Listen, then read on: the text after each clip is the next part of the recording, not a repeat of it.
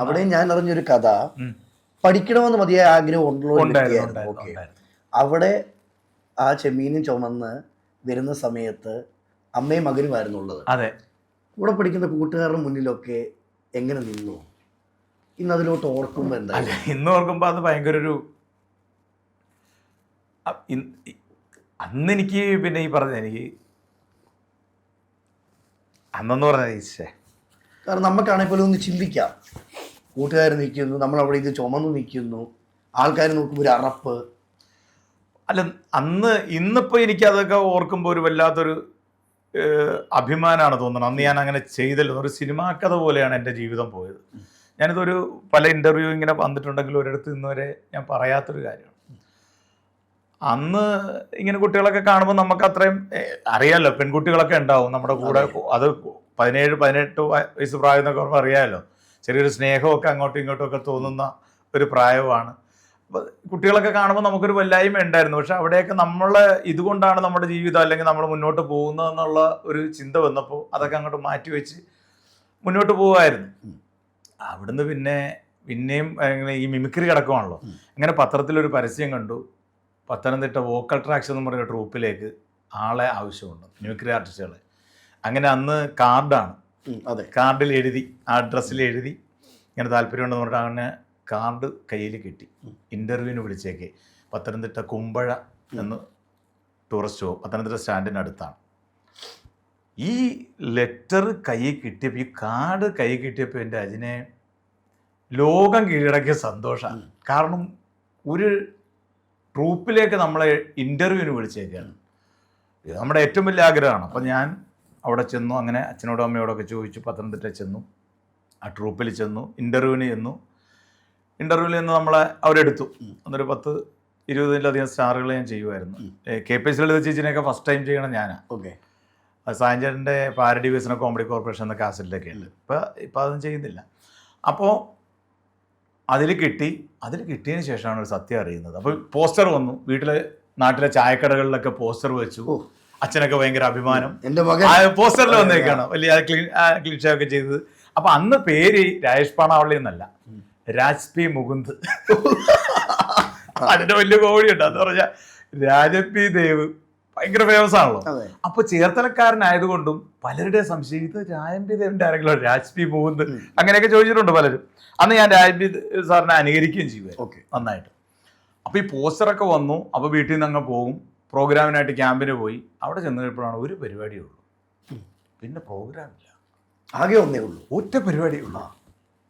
അതിന് മുമ്പ് തന്നെ പോസ്റ്ററും കാര്യങ്ങളും വന്നു, എല്ലാം വന്നു. പോസ്റ്റർ വന്നപ്പോൾ നമ്മൾ ഓർക്കണേ ഇനി നമ്മൾ അങ്ങോട്ട് പ്രോഗ്രാമിന് പോകാൻ, ഇനി തിരിഞ്ഞു നോക്കേണ്ട ആവശ്യമില്ല. പ്രകാശ് മെഴുവേലി എന്നാണ് അതിന്റെ, എന്നെ ഒരുപാട് സഹായിച്ചിട്ടുള്ള വ്യക്തിയാണ്. പ്രകാശ് ചേട്ടനെയൊക്കെ ഞാൻ ഈ അവസരത്തിൽ ഓർക്കണം. പ്രകാശ് ചേട്ടൻ മാത്രമല്ല, ഗുരു, അന്ന് പ്രസാദ് വൈക്കം, അനിൽ വെച്ചിച്ചുറവ് മരിച്ചു, ഒരുപാട് ആർട്ടിസ്റ്റുകളുണ്ടായിരുന്നു അന്ന്. പുലിയൂർ ജയകുമാർ ചേട്ടൻ, അങ്ങനെ ഒരുപാട് പേരുണ്ട്. ചിലരുടെ പേരൊക്കെ വിട്ടുപോകും, അവർ ക്ഷമിക്കണം. കാരണം ഒരു 20 വർഷം മുമ്പുള്ള കാര്യമാണ് ഞാൻ പറഞ്ഞത്, 20-22 വർഷം മുമ്പുള്ള. അപ്പോൾ അങ്ങനെ വന്നു, പ്രോഗ്രാമില്ല, വീട്ടിലോട്ട് വന്നിട്ട് കാര്യമില്ല. വീട്ടിൽ വല്ല പ്രതീക്ഷ കൊടുത്തിട്ട് പോകുന്നതൊക്കെ, ഇനി പേടിക്കേണ്ട, ഞാൻ പരിപാടിക്കാരനായി, ഞാൻ നോക്കിക്കോളാം. എങ്ങനെ തിരിച്ചു? അങ്ങനെ ഞാനവിടെ കേബിളിന് കുഴിയെടുക്കാനായിട്ട്, കാരണം ഭക്ഷണം കഴിക്കുന്നുണ്ട് ഒരു കടയിൽ നിന്ന്, പറ്റു കൊടുക്കണ്ടേ, പൈസ ഇല്ല. അപ്പോൾ ഈ സമിതിയുടെ ഓണർ ഒരു പരിധി വരെയല്ലേ എന്നെ പ്രൊട്ടക്ട് ചെയ്യാൻ, പ്രോഗ്രാം കഴിഞ്ഞ് ഞാൻ പോകണ്ടേ. ഞാൻ അയാളുടെ സ്റ്റുഡിയോയിൽ കിടന്നു. അങ്ങനെ പതുക്കെ ഞാൻ ഒരു കടയിൽ നിന്ന് പറ്റി വോക്കൽ വോയിസ് എന്നുള്ള വോക്കൽ ട്രാക്സിലേക്ക് വന്നു, ഒരു ട്രൂപ്പിലേക്ക്. അവിടെ ബെന്നിച്ചാൻ എന്ന് പറഞ്ഞ ആളുടെ ട്രൂപ്പിൽ വന്നു, യോഹന്നാൻ, അങ്ങനെ കുറച്ച് പേരൊക്കെ ഉണ്ട്. അപ്പോൾ ഒരു കടയിൽ പറ്റു പറഞ്ഞു, പത്തനംതിട്ട ജനറൽ ആശുപത്രിയുടെ ഫ്രണ്ടിലെ കടയിൽ ഒരു പറ്റു പറഞ്ഞു, തങ്കച്ചൻ എന്നൊക്കെ പറയുന്ന, ഗ്രേസ് എന്നാണ് ഹോട്ടലിൻ്റെ പേര്. അവിടെ പറ്റു പറഞ്ഞു. അവിടെ നിന്ന് ഫുഡൊക്കെ കഴിച്ച് അതിൻ്റെ മേളിൽ കോയിക്കൽ എന്ന് പറഞ്ഞ ലോഡ്ജ് ഉണ്ട്, അവിടെ താമസിച്ചോണ്ടിരിക്കണം. അപ്പോൾ ഒരു ദിവസം ഞാൻ ചെല്ലുമ്പോൾ അവിടുത്തെ സപ്ലയർ 10,000 രൂപ വേണ്ട, 1,00,000 രൂപ 10,000 രൂപ വേണ്ട പലിശയ്ക്ക് എടുത്ത് കൊടുക്കും, ഡെയിലി കളക്ഷൻ. ഇവൻ ഈ കാശുമായിട്ട് മുങ്ങിക്കളഞ്ഞ്, വെയിറ്ററില്ല. ഇയാൾ കിടന്ന് പ്ലേറ്റ് വെറുക്കണോ, അത് ചെയ്യണം, ഇത് ചെയ്യണം. ഞാൻ ഭക്ഷണം കഴിക്കാൻ ചെന്നപ്പോൾ നല്ല തിരക്ക്, ആശുപത്രി തിരക്ക്. അപ്പം ഞാൻ പതുക്കെ എന്ത് ചെയ്തു, പ്ലേറ്റൊക്കെ പെറുക്കി കൊണ്ടുവച്ച് അവിടെ നിൽക്കുന്നവർ, എന്ത് വേണം? 4 പൊറോട്ട 1 മുട്ട. ചേട്ടാ 4 പൊറോട്ട 1 മുട്ട. അവിടെ എന്ത് വേണം? എനിക്ക് 3 അപ്പം 1 കടല. അപ്പം ഞാൻ പോയി എടുത്തിട്ട് 3 അപ്പം കടല, ഞാൻ സപ്ലൈ ചെയ്യും, എനിക്ക് വേറെ പണിയൊന്നുമില്ല. അങ്ങനെ ഇതിങ്ങനെ ചെയ്തുകൊണ്ടൊരു 10-11 മണിയായപ്പോൾ ഒന്ന് തിരക്ക് പറഞ്ഞപ്പോൾ ഈ പുള്ളി എന്നോട് ചോദിച്ചു, അല്ല രാജേഷ് കഴിക്കണല്ലേ? ഞാൻ പറഞ്ഞു കഴിക്കാം. ഞാൻ പിന്നെ കൈ കഴുകി വന്നിരുന്നു, കഴിച്ചു. ഞാൻ പറഞ്ഞു ചേട്ടാ എത്രയും, അല്ല പൈസ തരണ്ട. ഞാൻ പറഞ്ഞു അല്ല അങ്ങനെ അറിയല്ലേ, പൈസ തരാം. അതല്ല രാജേഷ. ഞാൻ ചോദിച്ചു എന്താ സംഭവിച്ചത്? അത് അവൻ എന്നെ ചതിച്ചു, അവൻ പൈസ ആയിട്ട് കടന്നു കളഞ്ഞു, ഇപ്പോൾ ഒരാളില്ലെന്ന് എന്ത് ചെയ്യും? ഞാൻ പറഞ്ഞു എന്ത് കൊടുക്കും പുള്ളിക്ക്? 400 രൂപ കൊടുക്കും. ഞാൻ പറഞ്ഞു ഒരു ദിവസമോ? ഒരു ദിവസം. താമസം രാജേഷ് താമസിക്കണം അവിടെ. നമ്മൾ പരിപാടിക്കാരാണെന്ന് പറയുമ്പോ ചിരിയല്ലേ പറഞ്ഞു വെച്ചേക്കുവാ. അപ്പോൾ ഞാൻ പറഞ്ഞ അല്ല ഈ പുള്ളി വരുമോ? ഇല്ല, അവൻ ചതിച്ചവൻ പോയി കളഞ്ഞു, വിളിച്ചിട്ട് ഫോൺ എടുക്കണല്ലോ. ഞാൻ പറഞ്ഞു വിളിച്ചിട്ട് കിട്ടുന്നില്ല. അല്ല ഞാൻ നിന്നാലോ? താൻ മറ്റേ ട്രൂപ്പിലൊക്കെ പറഞ്ഞ് അതിവിടെ ഞാൻ നിൽക്കാം. അപ്പോൾ പുള്ളി പറഞ്ഞ് എന്നാ പിന്നെ നിന്റെ അങ്ങനെ ഹോട്ടലിൽ ജോയിൻ ചെയ്തു. അവിടെ നേരം 4ഓളം ഹോട്ടലുകളിൽ ഒരു 6 വർഷക്കാലം ജോലി ചെയ്തു. അപ്പോൾ അന്ന് നമുക്ക് ഈ മിമിക്രി തന്നെയാണ്. അന്ന് പൊറോട്ട അടിക്കും, ചായ അടിക്കും. പത്തനംതിട്ട ജനറൽ ആശുപത്രിയുടെ ഓപ്പോസിറ്റാണ്. പിന്നെ തണ്ണിത്തോട് ഒരു ഹോട്ടലിൽ നിന്നു. പിന്നെ പത്തനംതിട്ട പോലീസ് സ്റ്റേഷൻ്റെ ഓപ്പോസിറ്റ് ഒരു ഹോട്ടലുണ്ടായിരുന്നു, അവിടെ നിന്നു. പോലീസുകാരായിട്ടൊക്കെ ഭയങ്കര നല്ല അടുപ്പമായിരുന്നു, ബന്ധമായിരുന്നു. അവിടെയൊക്കെ നിൽക്കുമ്പോഴും നമ്മുടെ ഉള്ളിൽ എങ്ങനെയെങ്കിലും ഒരു കലാകാരനായിട്ട് അറിയപ്പെടണം. ഇതൊക്കെ ചെയ്യുമ്പോഴെങ്കിലും എൻ്റെ വഴി ഇതല്ല. അതെ അങ്ങനെ തോന്നുകയാണ്. നമ്മൾ വീടിന് വേണ്ടിയിട്ട്, നമ്മുടെ കുടുംബത്തിന് വേണ്ടിയിട്ട്, നമുക്ക് വേണ്ടിയിട്ട്, കുടുംബത്തിന് വേണ്ടിയിട്ടല്ല നമുക്ക് വേണ്ടിയിട്ട് നമ്മൾ ചെയ്യാണ്. അങ്ങനെ മൂത്ത പെങ്ങളുടെ കല്യാണമൊക്കെ നടത്തി.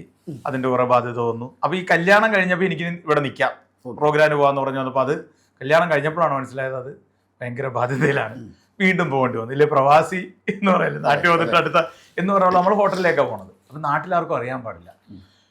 ഇങ്ങനെ ഞാൻ അങ്ങനെ പത്തനംതിട്ട അമ്മ ഹോട്ടലിൽ ഇങ്ങനെ സപ്ലൈ ചെയ്തുകൊണ്ടിരിക്കുക. നാട്ടിൽ പാണാവള്ളിൽ ഇപ്പം പറയുമ്പോഴായിരിക്കും പലരും അറിയുന്നത്. ഇത് ആകെ അറിയാവുന്ന എൻ്റെ അച്ഛന് മാത്രമായിരുന്നു. പിന്നെ കല്യാണത്തിന് ശേഷം എൻ്റെ ഭാര്യയോട് പറഞ്ഞിട്ടുണ്ട്, അത് ഞാൻ പറഞ്ഞു ഭാര്യയോട്. അപ്പോൾ ഞാനിങ്ങനെ സപ്ലൈ ചെയ്തുകൊണ്ടിരിക്കുമ്പോൾ ഒരു വണ്ടി കൊണ്ടുവന്ന് നിർത്തി അയ്യപ്പന്മാരുടെ. നോക്കുമ്പോൾ എൻ്റെ വീടിൻ്റെ അടുത്തുള്ള ആൾക്കാരാണ്. എൻ്റെ പൊന്നെ. ഞാനാണെ കട മുഴുവൻ സ്വാമിമാരി, മുതലാളി ഒരിടത്ത്, ബൈജു എന്ന മുതലാളി ഒരിടത്തായിട്ട് ചലിക്കാൻ സമ്മതിക്കില്ല.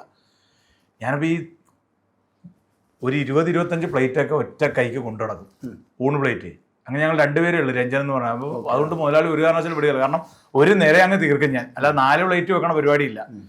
പാൻട്രിയിൽ ചെന്ന് കഴിഞ്ഞാൽ ഇതിങ്ങനെ അടുക്കി ഇവിടുന്ന് അങ്ങോട്ട് പിടിച്ചാൽ ഇങ്ങനെ പിടിച്ചിട്ട് അങ്ങ് പോകും. അതാണ് മുതലാളിക്ക് വലിയ കാര്യമോ. അപ്പോൾ നമ്മളിങ്ങനെ 4 പേരുടെ 5 ടേബിൾ 14-20 5 പേര് വെച്ചിരിക്കുന്ന ടേബിൾ നമ്മൾ സപ്ലൈ ചെയ്തിട്ട് അടുത്ത രസവും സാമ്പാറും ഒഴിച്ച് പോയാൽ മതി അടുത്തതിന്. അപ്പോൾ അത്രയും എളുപ്പമാണ് ഊണ് കൊടുക്കാൻ.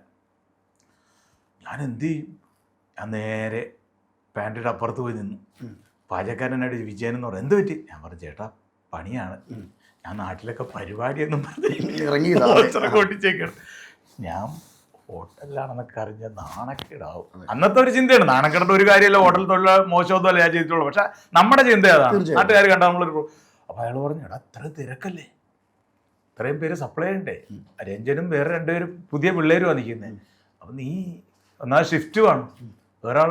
ഞാൻ പറഞ്ഞു തട്ടിൻ്റെ പുറത്ത് 2 പേര് കിടപ്പുണ്ട്. ഞാൻ ചെന്ന് അവനെ വിളിച്ച്, ഒരു തമിഴനാ. എടാ എഴുന്നേക്കടാ എന്ന് ചോദിച്ചാൽ എന്താ സീക്കിരം വാങ്ങുക, പെട്ടെന്ന് എന്നെ ഒന്ന് ഹെൽപ്പ് ചെയ്യാൻ പറഞ്ഞു. ഞാൻ ചോദിച്ചാൽ എന്തോ? ഞാൻ പറഞ്ഞു ഇങ്ങനൊരു കാര്യമുണ്ടെന്ന് പറഞ്ഞു. അവൻ നിൽക്കണ വഴി ഓടി വന്നു. ഇവൻ ഓടി വന്നപ്പോൾ ഞാൻ എന്ത് ചെയ്തു? ഈ മുറിയിൽ നിന്ന് ഓടി ബാത്റൂമിൻ്റെ പുറകിൽ പോയി. അവിടെ ഞങ്ങളുടെ അരയങ്കാവ് ക്ഷേത്രത്തിൻ്റെ കിഴക്കുള്ള ഒരു പയ്യൻ ഇത്രയും മാസ്ക് ചെയ്ത് ഞാൻ മണ്ടത്തരം കാണിച്ചു. ഞാൻ മുറിയിൽ ഇരുന്നാൽ മതിയായിരുന്നു. ഞാൻ അതിൻ്റെ പുറകിൽ വന്നു. ഇവനോടെ മൂത്രമൊഴിക്കാനായിട്ട് വന്ന് എന്നെ കണ്ടു. എന്താന്ന് ചോദിച്ചു. ഞാൻ പറഞ്ഞു ഇതെന്താ?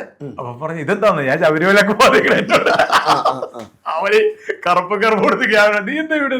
ഞാൻ ശബരിമലക്ക് പോകണേ. ഞാൻ പറഞ്ഞു ഇതിലേ വന്ന് എന്താ കോട്ടയം വഴി? അല്ല ഞങ്ങളിതിലേ കയറി. ഞാൻ പറഞ്ഞു ഞാൻ രാജേഷത്തെ ഇവിടെ. ഞാൻ പറഞ്ഞു ഞാനും ഇവിടെ പ്രോഗ്രാം പത്തനംതിട്ടയിലാണല്ലോ, ഞാൻ സാരംഗം എന്ന് പറഞ്ഞ ഗ്രൂപ്പുണ്ട്, അതിൽ കളിക്കുക. സാരംഗിലാണ്.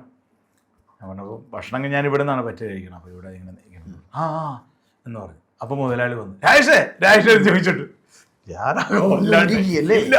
മുതലാളി വന്നു. ഞാൻ പറഞ്ഞ രാജേഷ് അവിടുത്തെ ആ ബില്ല് എത്രയാന്ന് ചോദിച്ചു. ഞാൻ പറഞ്ഞു ഏതാ ചോദിച്ചേട്ടാ? അപ്പോൾ ഇവ നോക്കിക്കോ. ഞാൻ പറഞ്ഞു അവിടുത്തെ ബില്ലെന്ന് പറഞ്ഞു കഴിഞ്ഞാൽ ഞാനിപ്പോൾ തരാം. എത്ര പേരുണ്ട്? ഞാൻ ഇപ്പോൾ തരാം എന്ന് പറഞ്ഞു. അപ്പോൾ ഇവനിങ്ങനെ ഇപ്പോൾ പണ്ടായിട്ട് ചെയ്യും. ഇവനെൻ്റെ പുറകെ വന്നു. അപ്പോൾ ഞാൻ വൈച്ചേനോട് പറഞ്ഞു ചേട്ടാ ഇതെൻ്റെ നാട്ടുകാരനാണ്, സ്വാമിയാണ്, ശബരിമലക്ക് പോകാൻ വേണ്ടി. പുള്ളിക്ക് കാര്യം മനസ്സിലായി. പുള്ളിക്ക് പറയാം ഞാൻ പ്രോഗ്രാമിന് പോയിക്കൊണ്ടിരിക്കുന്നതാണ്. ഞാൻ ടേബിളിൻ്റെ അവിടെ ചെന്ന പുള്ളി അവരോട് പറയാം രാജേഷ് അപ്പുറത്താണ് താമസിക്കുന്നത്, ഇവിടെ തിരക്കുള്ളപ്പോഴൊക്കെ ഞങ്ങളെ ഹെൽപ്പ് ചെയ്യാൻ വരും, പറയും പരിപാടിക്കാരനാണ് ഒന്നും ചെയ്യേണ്ടതെന്ന് പറയും. പക്ഷേ ഈ പുള്ളി സമ്മതിക്കാല, ഇടയ്ക്ക് വരും. എന്നാൽ രാജേഷ് കഴിച്ചിട്ട് പോകാൻ നോക്കും. ഞാൻ പറഞ്ഞു വേണ്ട ചേട്ടാ ഞാൻ ഹെൽപ്പ് ചെയ്യാം. നിങ്ങൾ ഇരിയെന്നും പറഞ്ഞ് അങ്ങനെ ട്രാക്കൊക്കെ മാറ്റി. ട്രാക്ക് മാറ്റി. ഞാൻ അവിടെ വിജയിച്ചു, അറിഞ്ഞില്ല, പിടുത്തം കൊടുത്തില്ല. അതിനുശേഷം ഞാൻ നാട്ടിൽ ലീവിന് വന്നപ്പോൾ അമ്പലത്തിൽ ഇങ്ങനെ അരേങ്കാവ് അമ്പലത്തിൽ ചെന്നപ്പോൾ അവനെ ഞാൻ കണ്ടു. തൊഴാൻ അവനുണ്ടായിരുന്നു. ഞാൻ പറഞ്ഞു, എങ്ങനെ ഉണ്ടായി ശബരിമല? അവൻ പറഞ്ഞോളാം.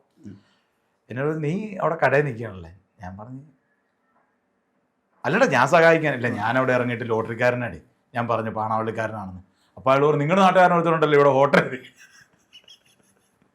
ഞാൻ പറഞ്ഞു, ഹോട്ടലിൽ നിൽക്കും പരിപാടിക്കും പോകും. പക്ഷെ വേറൊരു കാര്യമുണ്ട്, അവൻ നാട്ടിൽ ഒരാളോട് അവൻ പറഞ്ഞ് ഇന്ന് വരെ, ഞാനീ പറയുന്നതല്ലാതെ അവൻ പറഞ്ഞ് ഇന്ന് വരെ ഒരാൾ എൻ്റെ അടുത്ത് ഒന്ന് ചോദിച്ചിട്ടില്ല. അവനിതുവരെ പറഞ്ഞിട്ടില്ല. അപ്പോൾ അവൻ എന്നെ മനസ്സിലായി കാണുമെന്ന് ഞാൻ വിചാരിക്കുന്നു. അതുകൊണ്ടാണ് ഞാൻ അവൻ്റെ പേരും പറയാത്തത്.